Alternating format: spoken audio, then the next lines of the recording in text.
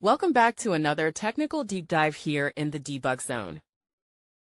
Today, we're tackling a big question and breaking it down with insights from other users. Hopefully, this clears up some misconceptions and helps you get the answer you need.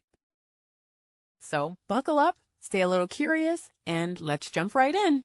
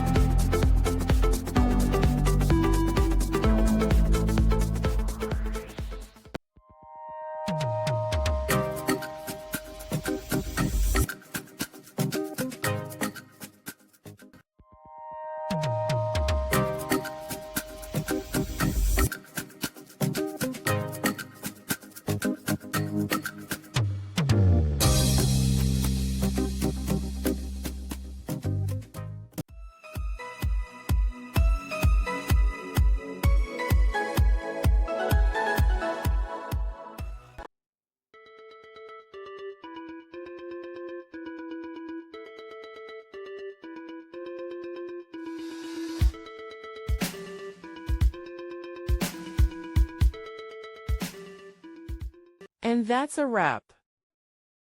I hope you found the answer you were looking for. If you did, take a second to hit that subscribe button. It really helps out. And let me know in the comments which solution worked best for you.